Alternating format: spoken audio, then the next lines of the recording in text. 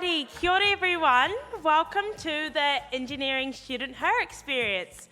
Kia ora, my name is Semha. I'm a Part 2 civil student. I am, a little bit about myself, I am originally from Wellington and I moved up to Auckland for uni. I come from a very big family. I'm the middle child of 5. In my free time, I love to bake, crochet and hang out with my friends.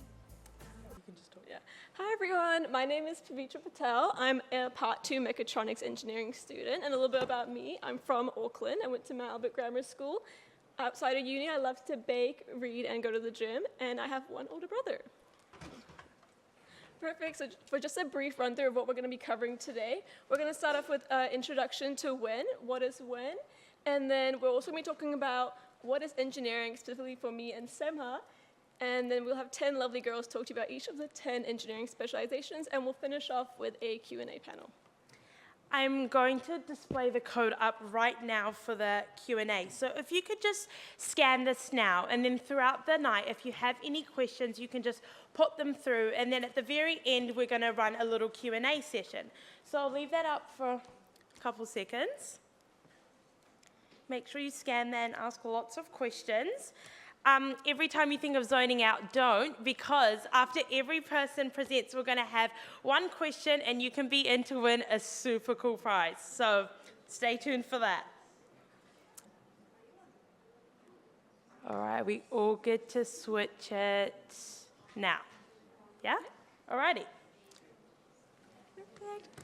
So what is WEN? WEN stands for Women in Engineering, and it's basically a network that's committed to creating a supportive and loving environment for all women in engineering. Engineering can be overwhelming at times, but WEN helps build a sense of connection and community through its mentoring events and strong community.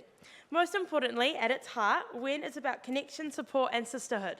People showing up for one another, supporting one another, and seeing each other grow.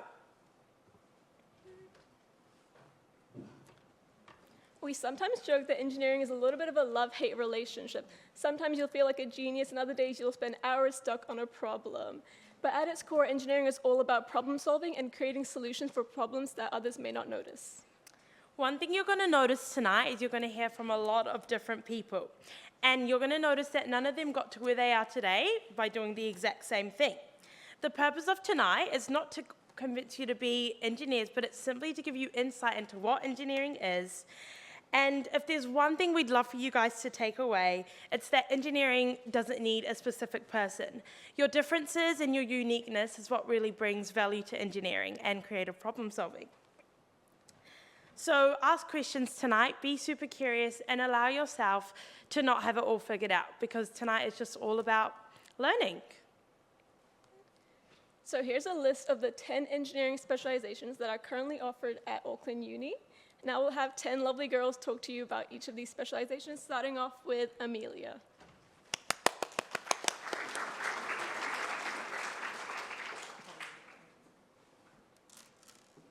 Hi everyone. My name is Amelia and I am a Part 3 Computer Systems Engineering student. So a little bit about me. Outside of engineering, I like to hang out with my lovely friends, most of which I've met through engineering. I also like to go swimming, go to the gym, do some cooking and some reading. And why did I pick engineering? So, my pathway to engineering was a little bit different to some of my peers, as growing up I actually really did not want to be an engineer. I was very set on being a doctor or a scientist, as I thought that that was the best way to apply maths and science to the real world.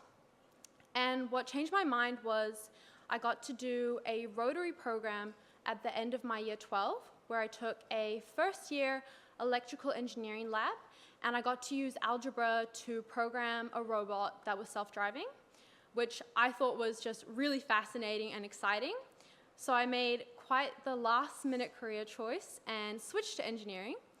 And ever since then, I have not looked back, and it is such a good career choice. So what is computer systems engineering? It is a beautiful blend of software and electrical engineering, and more particular, we learn how to combine the two to create the smart technology that you see everywhere today. And what does it look like while at university?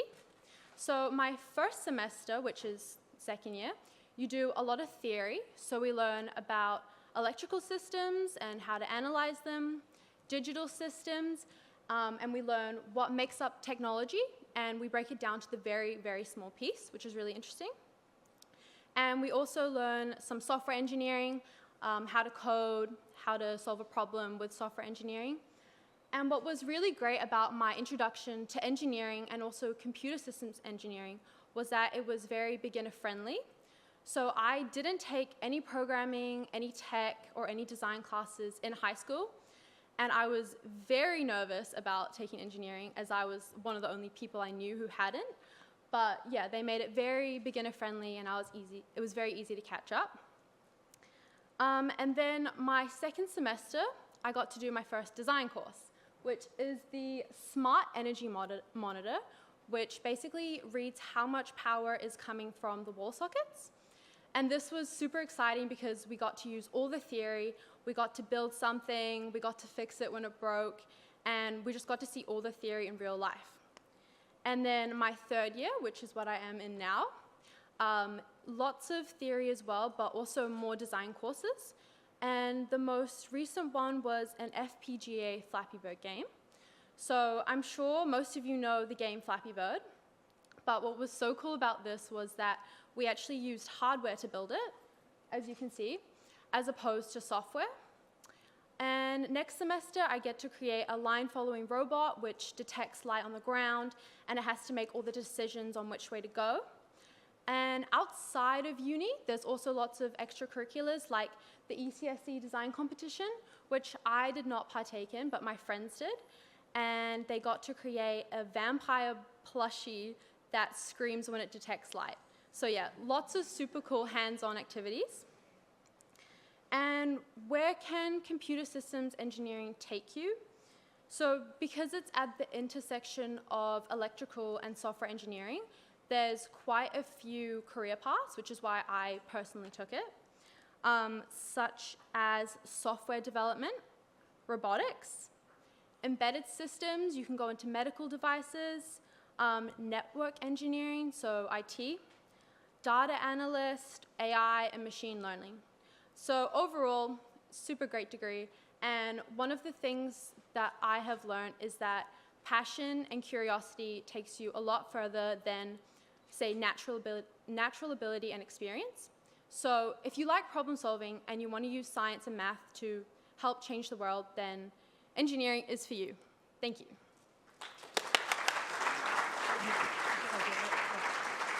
Thank you so much, Amelia. Now for our first question, what was the game called that Amelia made? Or yeah? Yes, correct. All right, Pavi's just going to come up and give you your prize. Next up, we have Ella to talk about electrical and electronics engineering.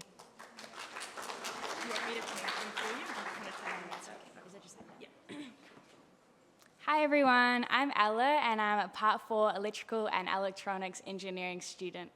A bit about me, when I'm not spending my evenings and weekends in the labs, I like to swim, bake, and get outside as much as possible. In high school, I really wanted to do urban planning for some reason, and then I decided that I actually hate writing essays and reports, so I thought I would do something engineering focused instead because I love maths and physics. So I came in thinking I'll do biomedical engineering because it's like a good crossover between like medicine and engineering. But then in my first year, I fell in love with electrical. It's not a popular opinion, but it's a great course, and I enjoyed it so much that I decided to choose electrical and electronics, and I haven't looked back since. The best part, I think, is that even though you spend so much time in the labs, it's super hands-on, is that you really are able to make strong friendships and connections because you're like developing almost like a shared trauma bond with all the time you have to spend hustling. So me and my friends do a lot together outside of uni now, bowling, ice skating, pool, that kind of thing, and it's just awesome to see how close we've gotten, kind of like a family. As Amelia was saying, computer systems and electrical are pretty similar. So you have basically the exact same second year, meaning that even if you're not sure which one you want to do, you can do either of them, and then once you get to the end of second year, choose which one you actually want to pursue further. So we also do the smart energy monitor at the end of our second year, and then in third year, you make a flyback transformer, which is what goes inside any power socket, as well as a water level sensor. So it's pretty cool to make useful things that you'll actually find in industry. And then this year, we've had some really cool courses. My favorite has been power electronics. As you can see, there's a car up there, and basically how a normal RC car works is that it has a battery, but we have designed it so that it's completely wireless, and the car moves around the track only due to the track. So there's no battery or anything involved, which was super cool.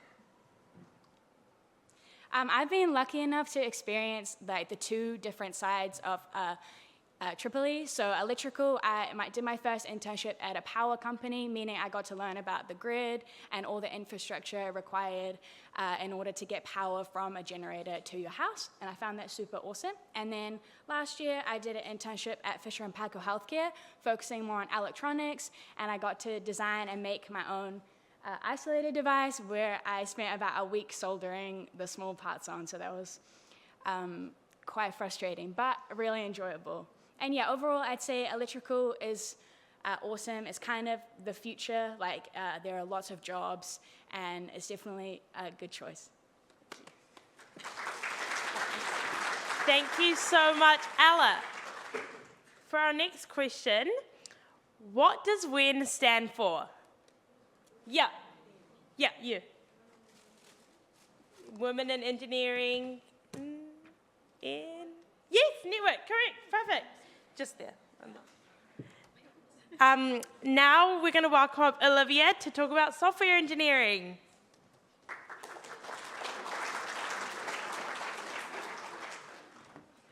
Right. Hi, everyone. I'm Olivia. I'm currently a Part 3 software engineering student. And quick trivia about myself. Some of my hobbies include dancing, playing table tennis, and ghost stargazing. Only when it's not raining. Now, why did I choose engineering? As someone who liked to try out different things and didn't really know what I liked to do in the future, it was a safe option for me.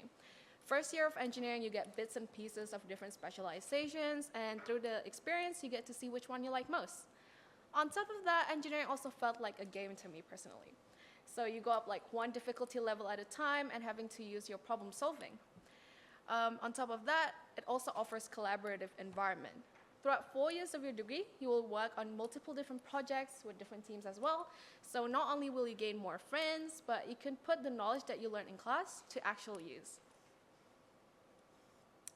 Now, what is software engineering? In a nutshell, software engineering is like writing step-by-step instructions or codes for computers to execute and solve real-world problems. It's basically like playing with Lego or building blocks. Software engineers will compile ideas and present them in forms of apps, games, websites, and things you can interact with. Things that you learn in class will be more like coding, software architecture, how to prompt good AI. You'll also learn how to design websites and understand your consumers' needs. There won't be much on electrical or hardware interaction unless you explicitly take courses from electrical and comms department. On the right-hand side of the slides, as you can see, these are some of the companies that you can work with if you continue on to pursue software engineering. Some of them you might already be familiar with, but what I'd like to mention is that if you go to pursue software engineering, there are heaps of career that you can go into. You can go into trading, consultancy, game development, AI, and many more. Now, talking about my own personal experience, as of last year, I did an internship at Byte Media, which is a local startup, where I act as their web developer intern. So I need to design and create websites for their clients. Things were very front-end heavy. So I need to explore the user interface, how users interact with components, and see how it reflects the client itself. Some of the websites that I've created are up on the slides. Whereas later on this year, I'll be joining EY as their cybersecurity consultant intern, which means things will be more back-end focused. What I meant by back-end is that it's more on database, locking mechanism, the structure itself, and the safety component of the software. So yeah, overall, you can go into a great range of career in the future. Last but not least, software engineering also offers a great community. We have SISA, which stands for Software Engineering Student Association, where you can sign up, mingle, and just network. And as what I've mentioned before, throughout 4 years of your degree, you'll work on multiple different projects. As of last year, I did a project in a team of 3. Basically, we need to develop a game or simulator regarding the topic of ethical AI usage. And it was a very fun experience. We get to embed AI agent into our games and use it throughout the development process as well. So it was a good way to put the knowledge we learned in class into actual use. But yeah, that's all from me today. Thank you, and I hope to see you guys in our department.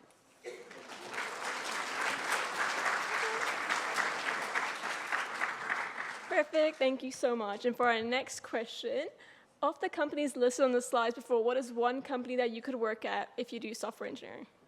Oh. Shoot out? Yeah. Yeah. Petrus? Who's the Petrus? Perfect. Perfect. Perfect. For our next speaker, we'd like to invite Ali to talk a little bit about ChemMat.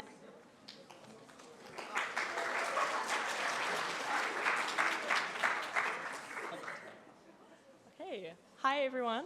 My name's Ali. I'm a Part 4 and I study in the Chemical and Materials Engineering department here at Auckland Uni. I ended up in engineering because, like many of the girls here tonight, I loved math at school.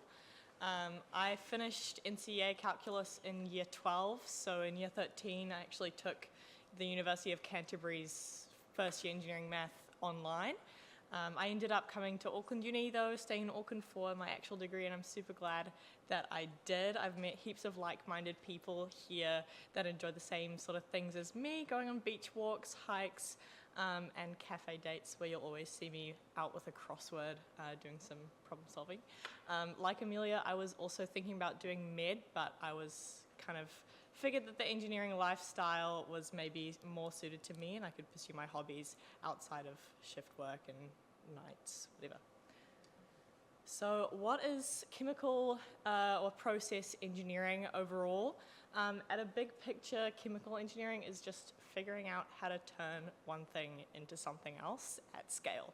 So that could be turning unsafe water into clean, sanitary, ready-to-drink water, turning ingredients into food and bev, or turning natural resources into energy.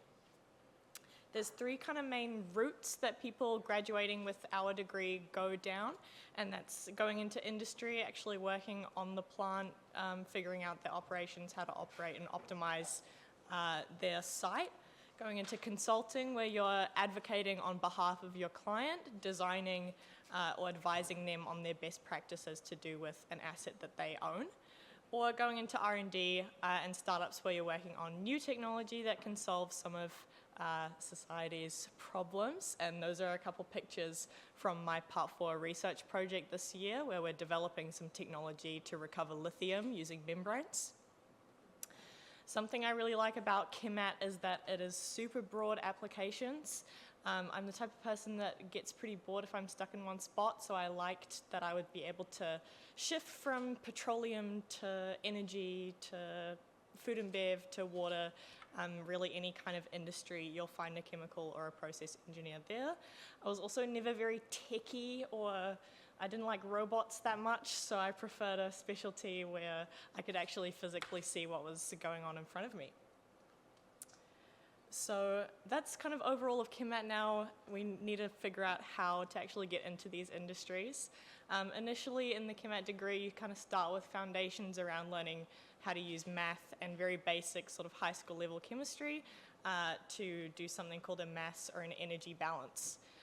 And this is figuring out where you need to put in or pull out energy of a process overall to get the output that you want.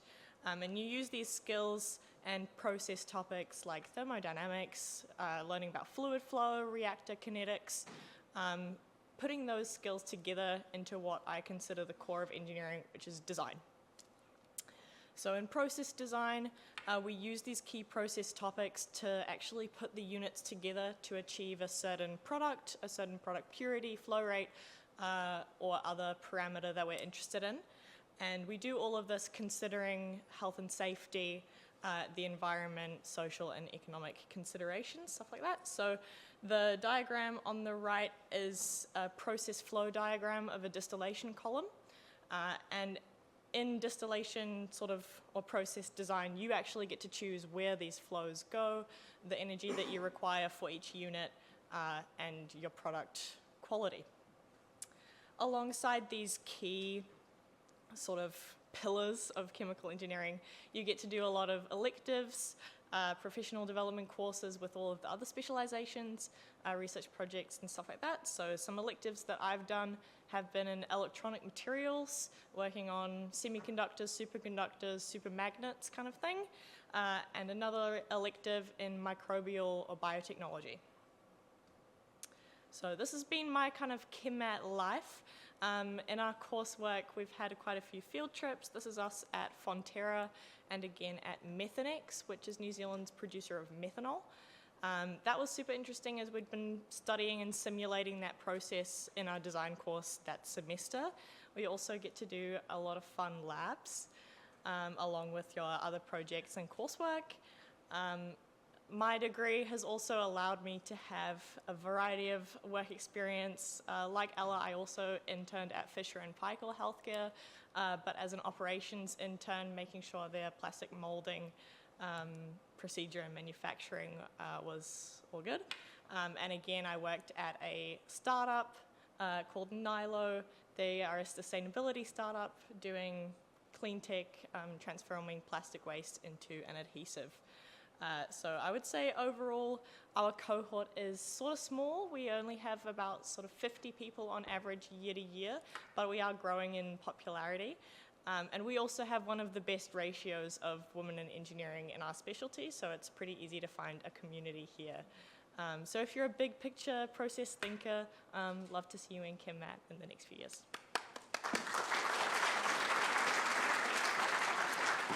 Thank you so much. For our next question, what's the full name of ChemMat? And the back, grey hoodie. Really close, chemical materials, but you still get a prize. At the very, I can do it.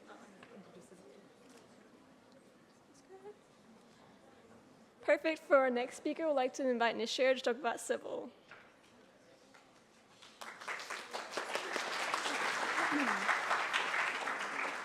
Okay, hello everyone. I'm Nishira and I'm a Part 4, so final year civil engineering student here at the University of Auckland. A little bit about me, I like to bake, like many of us tonight. I like to spend time with my friends and family, and I like to go on walks and hikes around New Zealand. In terms of how I kind of fell into engineering, I actually spent most of high school thinking I wanted to do law, and then towards the end of year 13 I came along to some WEN events and I was convinced, and now I'm very patriotic about how amazing civil engineering is, so I hope that resonates with some of you guys. In terms of what civil engineering actually is, it's possibly one of the most broadest specialisations and kind of a bit inconspicuous in the way that you don't think it's so broad. It's kind of split into three main technical areas. There's transport, which is like your roads, your public transport infrastructure, CRL, that's hopefully opening up later this year. And then you've also got geotechnical, which is the soils, so that's everything that's below the ground, your slopes, and making sure things are stable before we construct on them. And then you've also got environmental and water as like your third technical area, and this is kind of like our water infrastructure, so how we have access to drinking water, how we make sure our homes and our buildings don't flood, and also how we can kind of factor in climate resilience into how we construct infrastructure down the line. Civil's also a really good specialisation if you don't want to spend the rest of your career in an office or behind a screen all day. You can go down contracting, which is a pathway that's predominantly out on site, so you'll actually be kind of out on site when a massive project's being constructed. You're dealing with tradespeople, you're dealing with your client, you're dealing with the other engineers, and you're making sure things are being designed correctly and safely. And similar to if you don't want to get stuck too deep into the technical side, you can also go into project management, so you can manage like costs, you can manage the outcomes for public as a whole, and timelines and all the business administrative side of things. In terms of your courses, your second and third year courses are quite technical and they give you a bit of an overview into all those different sectors. And then by your final year, which is what I'm in right now, your courses are largely project-based, so they emulate all the kind of work that you would do in the industry. And just as a testament to how broad civil is, one of my electives this year is actually humanitarian law. So I somehow found my way back into law, but it actually talks about the intersection between law and engineering infrastructure and how we can well deliver infrastructure for communities in need. So it's really broad, and there'll definitely be something that will spark your interest in all the courses. In terms of where civil can take you, it can take you anywhere. I recently just finished up an internship at EY, which is not traditionally a company you'd find heaps of civil engineers at, but I worked within an infrastructure advisory team, so I got to use all of my civil experience and kind of look at the bigger picture of infrastructure projects and why we deliver them, all the financial considerations and all the public value considerations as well. So it's a little bit different to traditional technical engineering, but still a growing industry for sure. Before that, I did my first internship at a transport consultancy, so I got to do a lot of the technical work, I got to do design work, I got to get out on site, I got to write reports, I got to work with clients, so it was really fun to properly get into that civil industry, and I think just in my 2 years of work experience, I've already got such broad experience, which is such a testament to all the different types of things that you can get up to. I'll do a final plug for CISA, which is like our civil and structural society, and all the specialisations have their own little societies, and I think Auckland Uni gets a bad rep for having a slightly smaller sense of community because we're such a massive university, but that's definitely not true because we have these awesome societies, and particularly in engineering, you'll definitely find a community and you won't feel alone at any point in your degree. But yeah, that's a bit about civil. I'm happy to have some chats after, but hopefully some of you will resonate with that, and hope to see you guys all very soon. Thank you.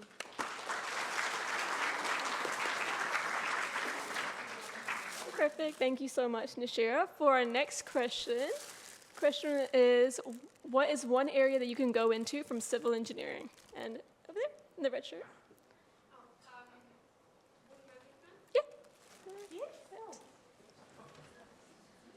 And for our next speaker, I'd like to welcome Jackie to talk about mechanical.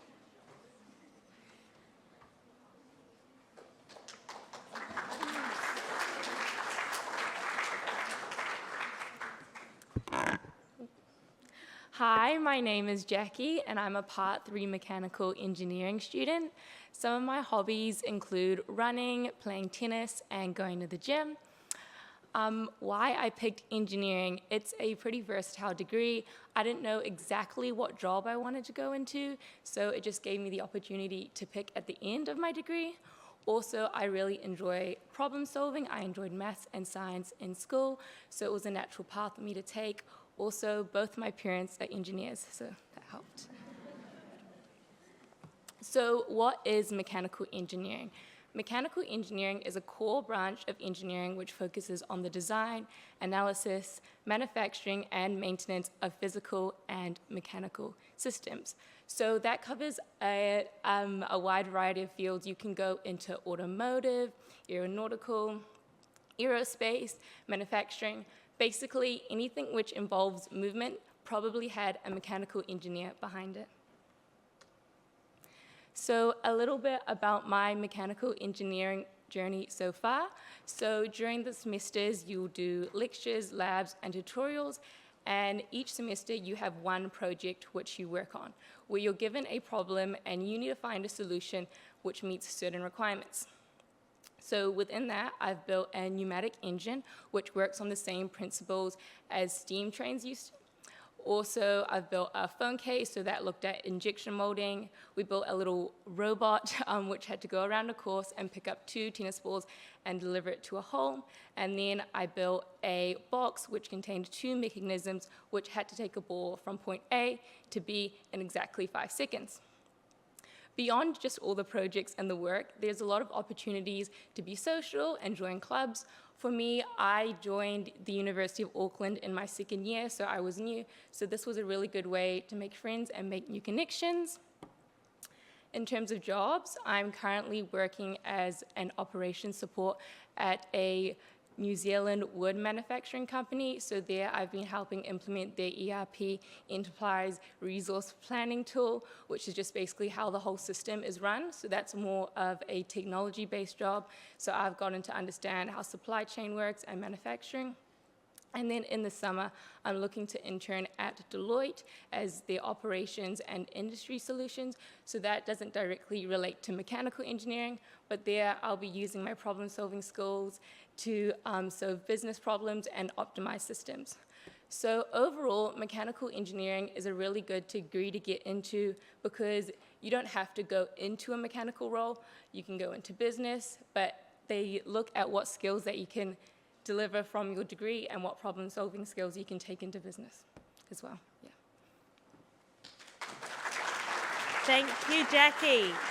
All right, for our next question, what do Jackie's parents do for work? Oh, popular question.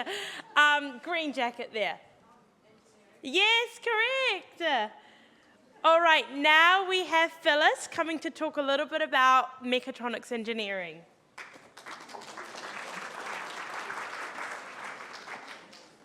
Kia ora everyone, my name is Phyllis and I'm in my final year of mechatronics engineering. So a bit about me, I quite like baking, playing the piano and playing some tennis and also drawing. It's always nice to have a creative outlet when you're doing a really STEM heavy subject. In terms of my background, so I studied at Takapuna Grammar School.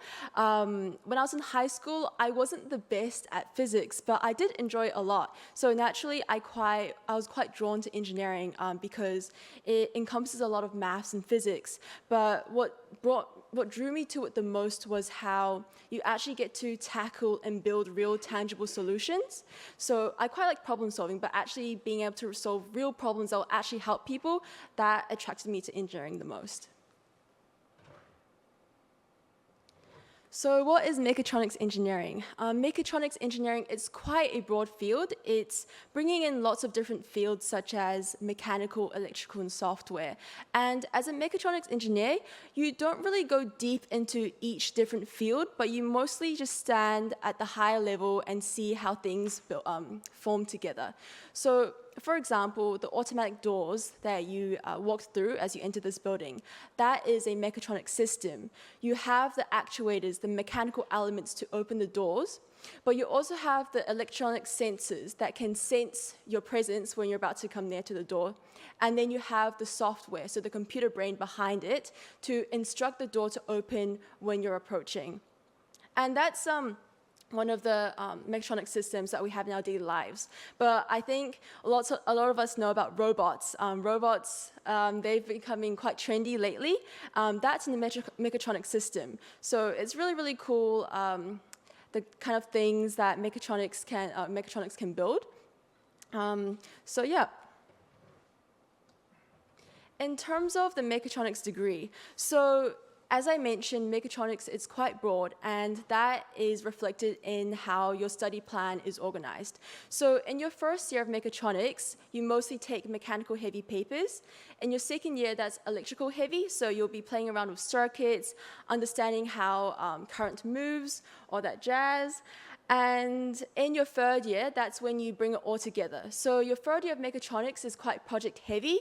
You take all the knowledge that you've learned in your past 2 years and you use that towards a project. For example, recently I completed a course on mechatronic design where I programmed a robot to navigate around a track that is full of obstacles and to find a fire, which essentially is just an LED light, and try to extinguish it. So that was really cool because you get to code up other things on your computer, but then you actually get to see it in real life. And that's what draws me to mechatronics the most. It's the hands-on aspect to it.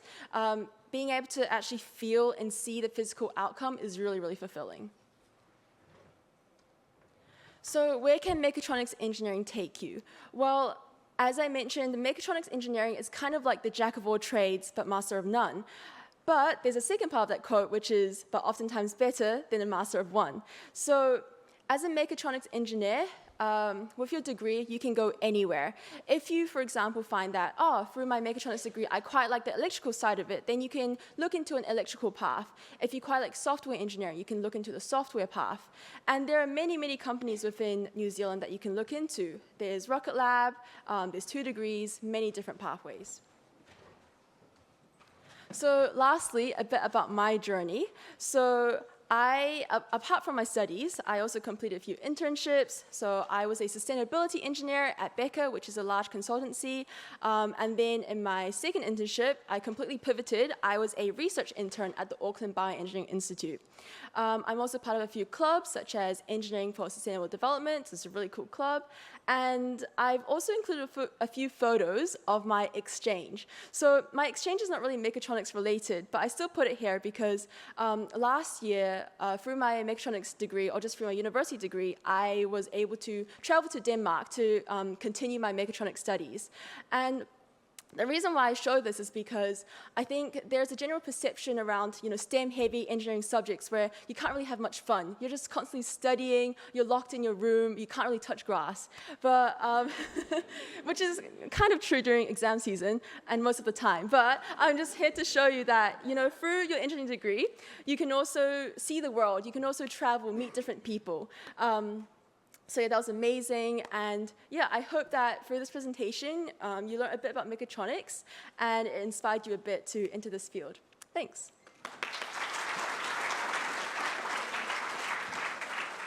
Perfect. Thank you so much, Phyllis, for the mechatronics rep. Is everyone ready for the question? Okay, so the question is, name one example of a mechatronics system. I'll have you in the red.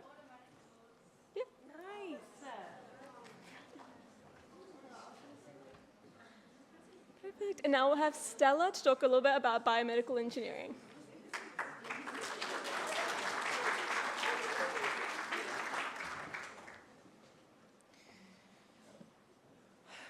Hi everyone, my name is Stella and I'm a 3rd year biomedical engineering student.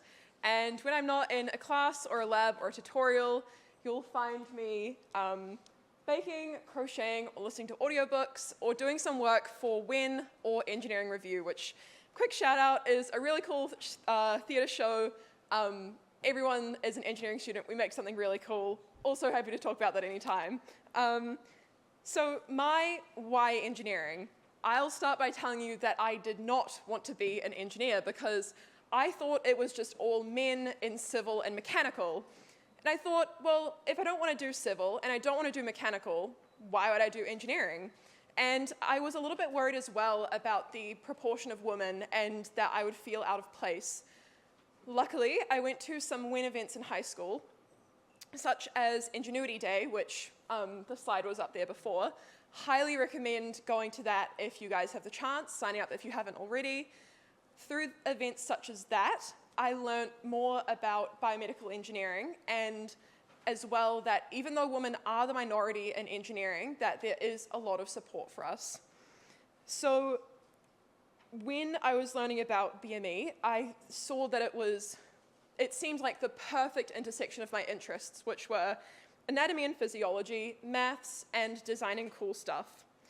So why BME? You learn so much in BME.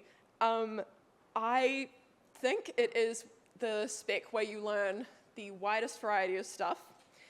You learn coding and computation, fluid mechanics, soft tissue mechanics, so that's things like skin, breast tissue, heart tissue. You learn biomedical science, you learn mathematical modeling, and electronics as well. So that photo of me up there is when I was the guinea pig for our heart rate monitor project last year. And this year we made just this semester actually, we designed a continuous positive airway pressure device for infants. Through electives, you get to learn about things which you wouldn't normally learn through BME, which is things like materials engineering, medical imaging, and musculoskeletal mechanics. In terms of non-academic stuff, why you should do biomedical engineering, we have a small cohort of about 30 to 35 people, which is the smallest in engineering.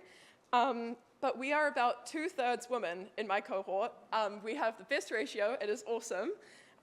You also have a really cool 3-day field trip at the beginning of second year with the Eng Scis as well. You'll hear about Eng Sci a little bit later.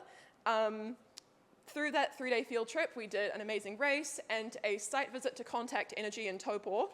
And that photo up the top is all the biomedical engineering and engineering science students in my year. Yeah, through that trip, you get to know each other and become friends with each other, and that leads to you supporting each other later on through all the hard engineering papers.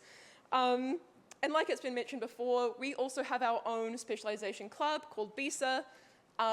They have social, industry, and education sections to support you throughout your whole journey in biomedical engineering or engineering science. And then you might be thinking, what career options are there if you go into BME? And I'll start by shouting out the Auckland Bioengineering Institute, or ABI, which Phyllis mentioned before. They are a really cool research institute with lots of lecturers and lots of postgrad students. So that's master's and PhD students, which research almost basically anything that's remotely related to biomedical engineering. So if you're interested in research, there is plenty opportunities for that just in Auckland. The medtech industry, medical technology industry, is the biggest thing that you go into in BME. And the opportunities there include the coding, AI and machine learning, electronics, mechanics, and quality and regulatory sections in medtech. There's kind of 2 routes that you can go in BME. The first one is to big companies, and in New Zealand, that is basically Fisher & Paykel Healthcare, which makes respiratory care devices. But overseas, there are plenty of opportunities for big companies as well. And then the other route you can go is startups, which many of these in Auckland have actually started from the ABI. At these places, you tend to be able to do a wider variety of things during your job or internship there. And some examples of that I've got up on the screen there. We have Kitea Health, which has developed a pressure sensor implant for your brain for hydrocephalus patients. We have Aroa, which has done tissue engineering to make different products for wound care. And then we've also got Alimetry, which has an electrode array for gut disorder diagnosis. You can also work on the kind of more biomedical science and lab type of thing, or I actually know someone who just graduated last year and has gone into the technical side of patent law. BME really opens so many doors for you. You can also go into jobs such as the more software, kind of mechanical, mechatronics, computer systems jobs, but that tends to be not as common with BME graduates, although you do have that opportunity as well. You can get into these some of these biomedical engineering jobs through other routes, such as mechatronics and computer systems, but I personally chose biomedical engineering because I wanted to have that strong background in anatomy and physiology, and I also didn't see myself going into any of those other jobs that you could get into, so I thought, I'll just do BME, it's what I want to do, it's what I want to focus on, and so here I am now. That is it from me today. But please come up and ask me any questions about BME over pizza later. Thank you. Thank you, Stella. Now for our next question, what's the engineering theatre show called that Stella gave a big shout out to at the beginning? At the very back with the black jersey. Was it something Yes, it was. Yeah, yep, correct. In the back on that side. Now we're going to have Vibha come and talk a little bit about engineering science.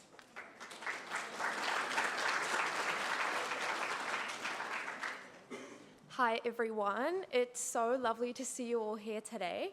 I'm Vibha and I'm a 3rd year engineering science student. Outside of university, I like painting, hiking, going to the gym, and some travel when there's time. So why did I do engineering?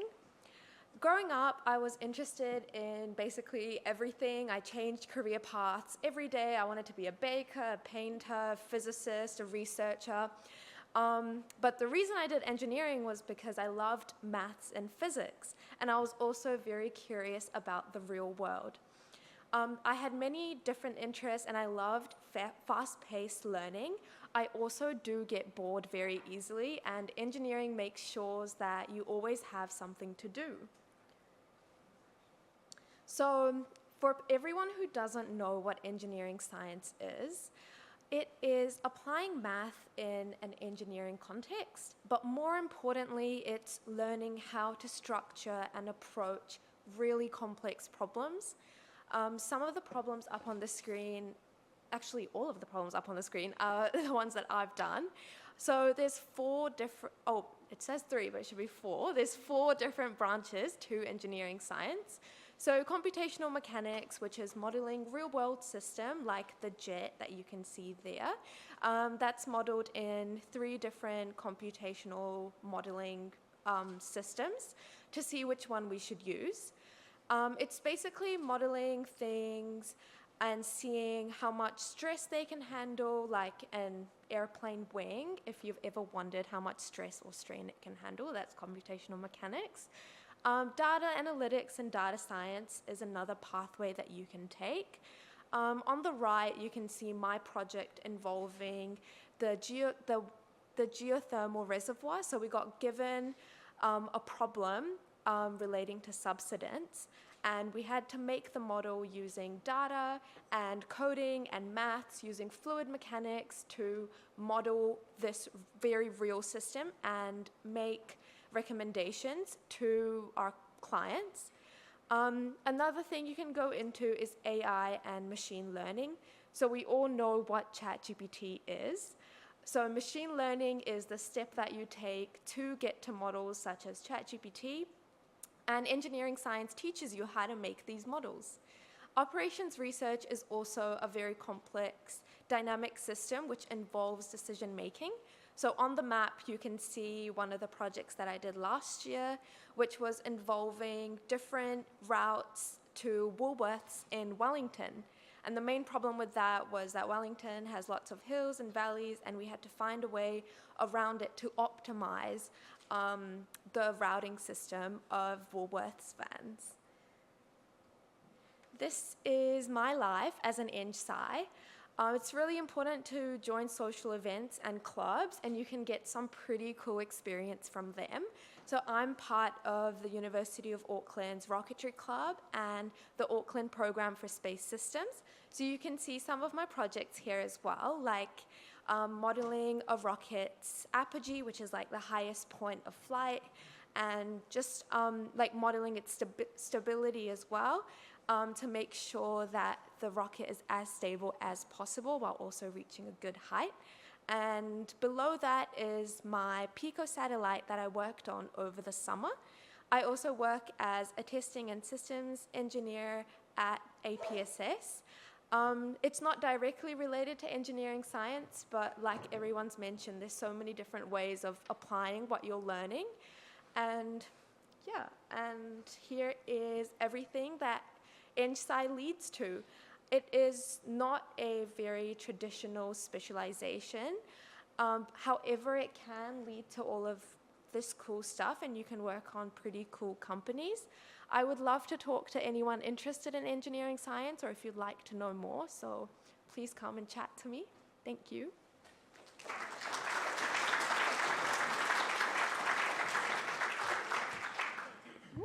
Perfect. Thank you so much. Thank you so much, Vippa. For our last question, there's only one prize left. The question is, what is me and Semha's spec from the very beginning? Come on, guys. Yeah. Oh, specialization.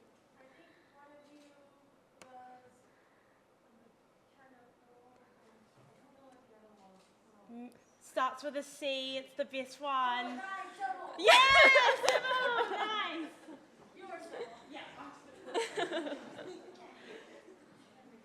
Perfect. Now I'd like to welcome up Zara for the last spec, structural engineering.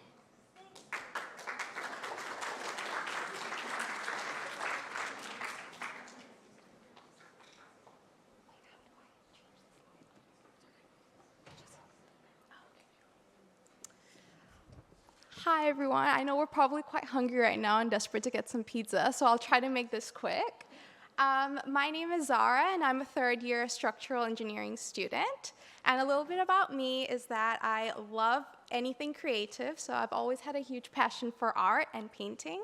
I also love to do Pilates, and I'm a huge fashion geek. I love to dress up to the engineering building and feel really powerful, especially when there's so many men around. So my reason for choosing engineering, I thought I was going to do architecture for the longest time. Since I was 7 years old, I thought architecture was it. I think my dad just mentioned it to me one time after I made a little house, and he was like, yeah, you should be an architect. And I thought, yeah, that's maybe what I should do. And then in my final year of high school, I decided no. I remember I met an architect at an architecture firm, and she told me that she would never let her daughter become an architect, which I thought was so shocking. And then it really made me question, is this what I wanted to do? And then I realized that I really loved science and maths. Surprise. So I decided to go into engineering. And in my first year, which is a general year, you kind of just get a taste of all the different specializations, and then you choose which route you want to go into in your second year. So I actually started doing software in my second year. And like Olivia said, there's a lot of really cool things about software. But I realized, again, it was not really what I wanted to do. And I realized that I had a bigger passion for creating things that actually exist in the real world and not just on a screen. So I loved being able to apply my knowledge from my engineering courses into building things that last, like buildings and bridges. So here's a little brief overview of what structural engineering is. It's essentially a branch of civil engineering. So instead, I know Nashira probably mentioned all the different branches in civil, which is geotech and transport. Structural, particularly, is on buildings. So we're the ones in charge of creating all of the large infrastructure that you see in the city, and also bridges. And another section in structural engineering is particularly on sustainability, especially with climate change and global warming and all of that coming up. There's a large emphasis on how can we optimize using sustainability in our building designs. So these are a few pathways that you can go into for structural engineering. One which is consulting, and that is involving mainly a lot of design work and collaborating with clients and architects and just coordinating different projects. And then there is contracting, which is more into site-specific analysis. So you're on site a lot of the time and working out the logistics of that. And then there is project management, which is more to do with the financial side of projects. So making sure that projects are staying on budget and everything is running on the correct schedule. And some focus areas in structural engineering is disaster relief, which is when you have buildings being demolished due to natural disasters, such as landslides and earthquakes. And then there's bridge design, infrastructure design, and of course sustainable design, which I mentioned earlier. Yeah, so beyond that, structural engineering is actually really fun. Like, it is obviously a lot of maths and physics, and you have lots of hard classes that will humble you at times. But one of my favorite parts about structural is the amount of projects and labs that you get to do. So one of those labs that I did was making a beam, which doesn't sound that exciting, but after you put together just a few pieces of wood and you can see it carry thousands of newtons of force, is quite surprising. And then there's also other labs that I've done involving wastewater treatment. So that's more into the environmental engineering side of things. It's learning how can we purify water to make it drinkable. And in between my time studying, I like to spend time with my friends, like going out and getting food. You need to stay energized. Engineering is very demanding. And then joining lots of clubs and being involved in that. One of the clubs that I'm a part of is Robogals Auckland. I don't know if any of you guys have heard of Robogals at all. We do a lot of outreach workshops in high schools and primary schools. And so we teach robotic skills to high schoolers. Has anyone gone to a Robogals workshop at all in this audience? Yeah? Oh, cool. Yeah, join Robogals if you do end up going into engineering. But yeah, that's another way of me to stay connected to my software roots, I guess, that I left behind, because you do still do a little bit of programming there. And yeah, that's all from me. Thank you.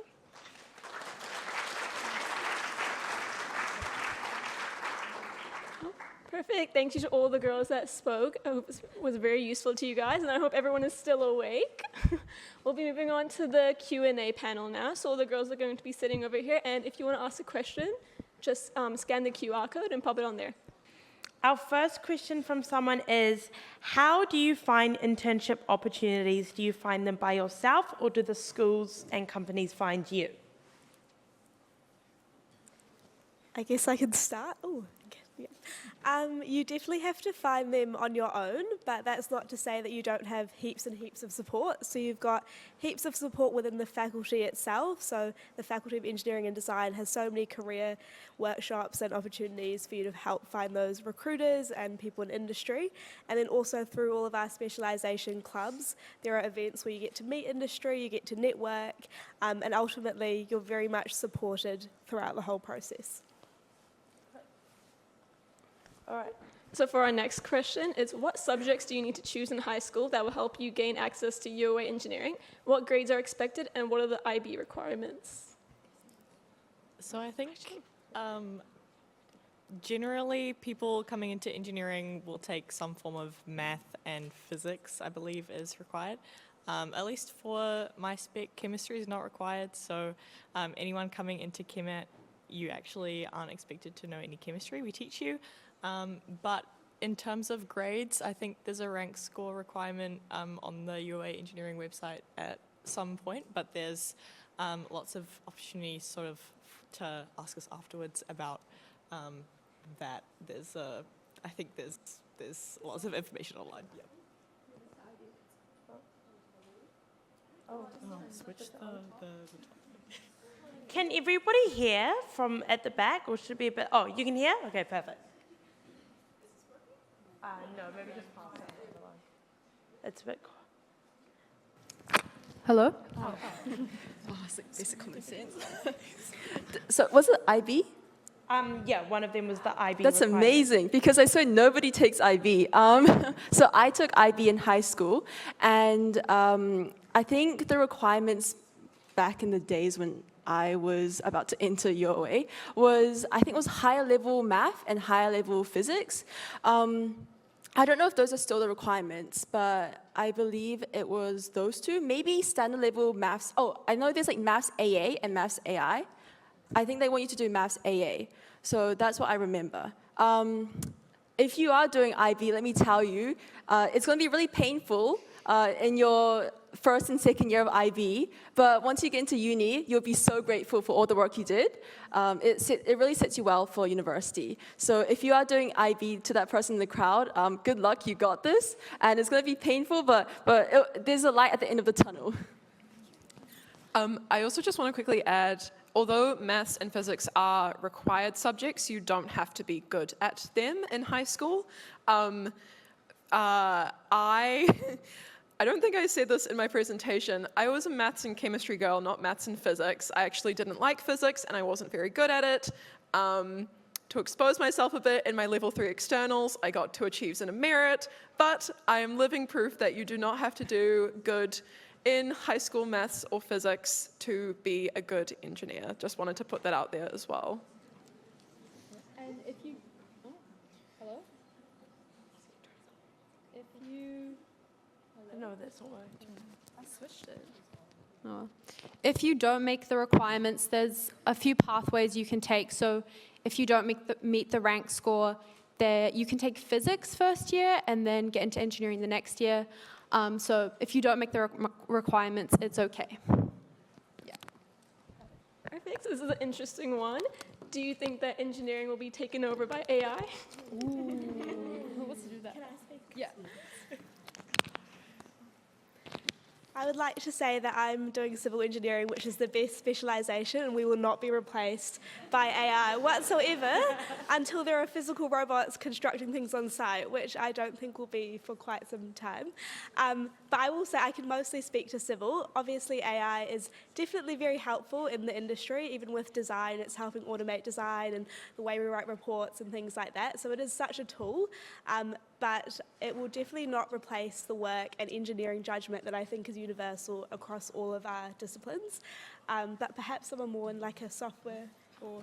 I would just like to add that definitely like the point of AI is that it kind of reincorporates things that kind of already exist. It's a predictive model, but engineering judgment is something you have to come up with organically. So generally speaking, I guess in my discipline, people will never trust AI judgment over human judgment, especially regarding process safety, things like petroleum plants. You always want a human to sign off on that just because of the safety risks involved. Hello? Yeah. Oh yeah, it's working. Perfect. Oh, sorry. Oh, yeah. When it comes to software, it's probably like one of the concerns nowadays, but I assure you that it's not the case. Like, you might be thinking, oh, you will be replaced by AI, but majority of the time, like, answers that spit out by AI is just so general. If you don't understand the knowledge behind like the software architecture itself, they would just give you general questions, general answers, and they might not be optimal enough to be implemented, and therefore, like, if you study engineering, you'll understand how to optimize the model better, how to give good prompts, so that it actually gives an answer that fulfills the client's requirement. And on top of that, we personally, as software engineer students, we utilize AI. If anything, it's a good tools to use to make work more effective. But that doesn't mean that you have to fully let the AI do your work. You'll still need to give it some prompt. You personally have to think. So yeah. Thank you. This is a question that me and Pavi can answer because we're part two. So it was, how competitive was it to get into each specialisation? So for us, it does change every year, and you can go on the UOA website and it can tell you the certain GPAs that you need. Usually it is mechatronics and mechanical that are the highest, but with the rest of them, it just depends on your cohort, so whichever's like the most popular and stuff like that. So basically the spec requirements are based on the popularity, so how many people want to do that spec. If there's a really low demand for it, the GPA cutoff will be quite low, but if everyone in the cohort wants to do it, then they'll have a higher GPA cutoff. But it can change every year as well. Like, it used to be mechatronics for like 2 years, and then in my cohort it was like mechanical, so it really just depends on the cohort. Sorry, just to quickly speak to that, the GPA cutoffs are kind of clarified the year after rather than the year before. So it's not like if you get a like 6.0 GPA, then next year you will be in mechanical or something. GPA isn't a reflection of how smart the people in that cohort are. It's a quantifiable measure of the lowest GPA of the person with the lowest GPA who got into that specialization in that year. That's why it changes, because if a cohort is less popular with people with a higher GPA, then the cutoff for that year will be lower, and vice versa. If it's maybe more competitive, if there's lots of people who want to do it with high GPAs, then the cutoff for that year will be high.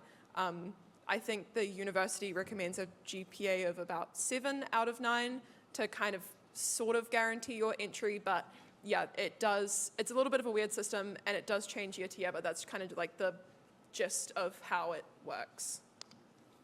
Thank you, Stella. Our next question is, what do you think the best extracurriculars are for doing engineering? I'm going to shout out Review again. So Review, it's a show, but you don't have to be on stage. We have the on-stage departments are acting, singing, which our photographer Emma here does. There's dancing and there's band as well. Backstage, or in the crew, there's backstage, so set moving, video, costumes, props, there's just so much. I think engineering review has been like one of the highlights of my degree, because you don't just get the skills or develop the skills that you do from doing the work. You meet so many people who you get to help, who you get like help from, you get support from in engineering, connect with them, and also you put on a really cool show. It's themed each year, so last year it was Toy Story, year before it was Phineas and Ferb. Highly recommend, even if you have not done theatre whatsoever before, to apply if you guys do engineering. Sorry, that's my engineering review rant over. Anyone else? Hello. I will also add, I think it's a really good idea to do APSS, which is Auckland Program for Space Systems. You basically just get to participate in a team to build like satellites, a cube satellite that will actually go to space. So yeah, if you want to keep an eye out for that when you do engineering. Yeah, I would just add that the girls here have pointed out a few sort of specific clubs, but overall we have a heap of specialisation clubs that run different events almost every week, and they cover a very broad range of specialisation specific things. But sometimes when you're looking for a job, it's not all that people or recruiters are looking for. Naturally, if you're a very gifted student and you're very involved with very technical extracurriculars, that will point you in a very good direction. But sometimes it's taking the not well-beaten path to set yourself aside and do something that you're actually interested in, rather than what you think might be the best for jobs. So there's a lot of creative clubs. Auckland Uni has a dessert club.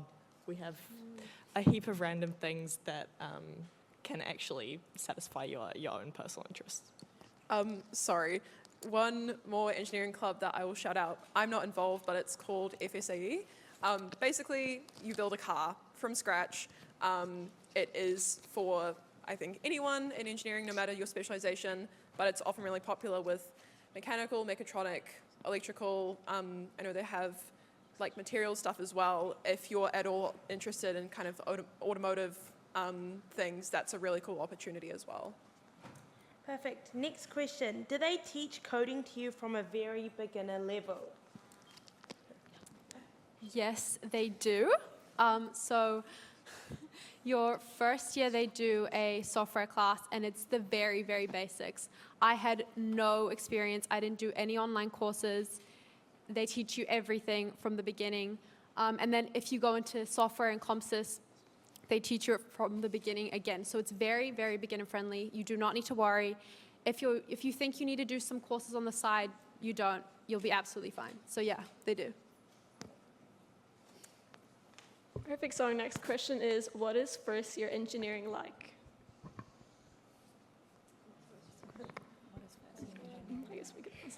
I guess we can answer that. Yeah. Since we just finished our first year last year, it's a general year, so you take no specialized courses. You kind of get a little bit of everything, and that's there to like help you kind of figure out like what you like and what kind of spec you want to go into.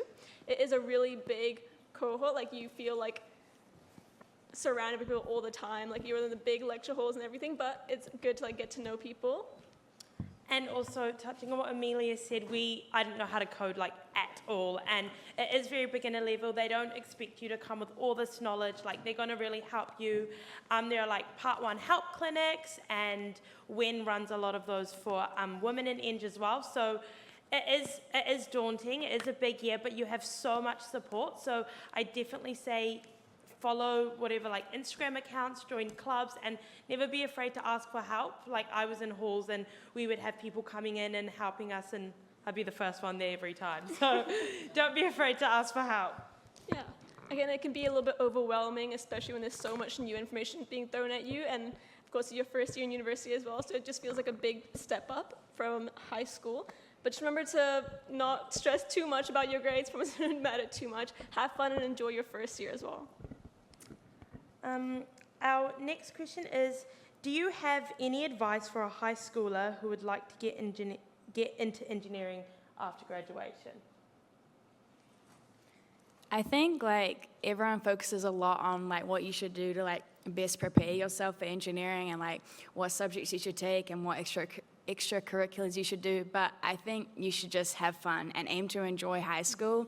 Like as long as you do like maths and physics, just don't worry about anything else. Like you don't need to do coding, you don't need to do chemistry. Like just do what you enjoy, because if you do what you enjoy, then that will lead you to the path where you like will be best for you.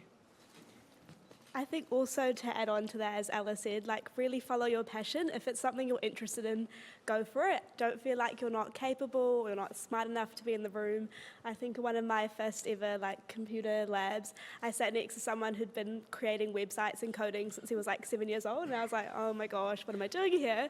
But everyone gets through it, and it's actually about how passionate you are about things, and you don't need to fit a specific type of mold or have specific interests, but if you resonate with even any of that was just said tonight, I think it could definitely be a great place for you.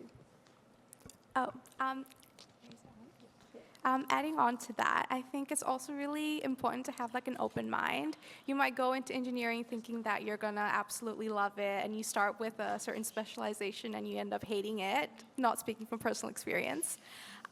It's really important to like reflect and really think about what it is that you want to do in the future and the impact you want to make in the world. So reflecting on that and incorporating that into your decisions is probably going to take you really far in life. Perfect, thank you. So our next question is, for mechatronics, would you say it's more maths heavy or physics heavy, and what percentage is theory versus physically doing stuff? That's a great question. Let me reflect on the things we learned.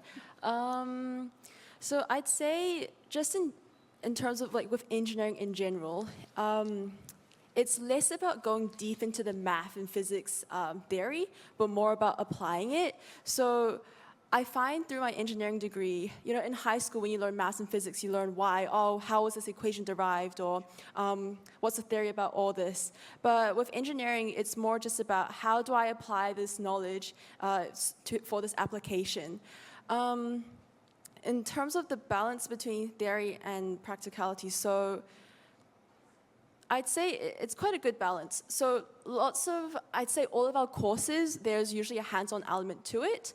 So for example, there is a design course in the second year of mechatronics, which is a mechanical design course where you actually get to build a system that I think grabs tennis balls and then tries to launch it into a hole.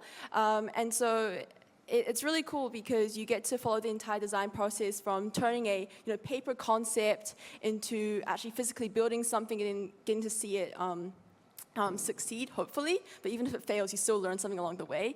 And yeah, in my third year with the electrical papers, we always have labs. It's never just theory. With all of the courses, we're always building something. Like, I think one of the courses involved signal processing. So we learned how signals, lots of signals, they are usually quite noisy and messy. How do you clean it up so it can be used? We actually got to analyze signals using an oscilloscope, which is like a tool to visualize signals. So that was really cool.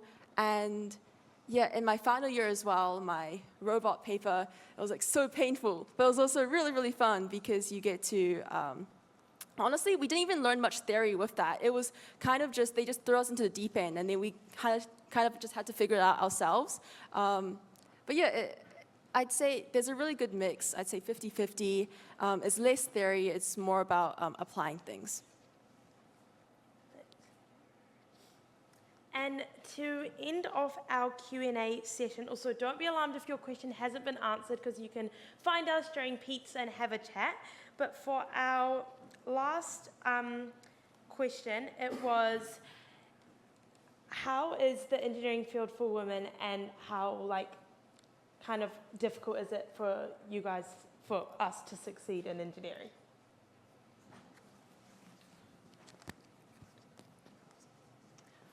Well, my specialty, I would say, is about 20% women, so there's not a lot. It's very scary at first, but You make friends fast, and there's no disadvantage to being a woman, honestly. You're all in it together is what I've learned. Like, the guys may seem more experienced or more intimidating, but you're all the same, and there's no disadvantage.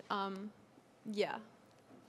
I'd also add, like, compared to traditional perceptions of the industry, it's definitely changing, and it's changed so much, especially in recent years. With organisations like this, you do have so much support in the industry, and if you hear things, there's a chance that it could be true, but it's also a really cool time for us to be women in the industry and kind of shape what that will look like over the next couple of years.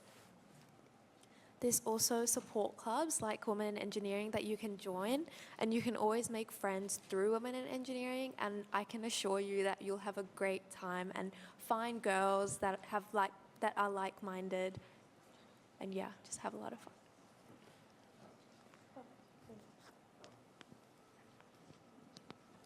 But to be honest, like the guys, though, they're also like really chill and nice as well.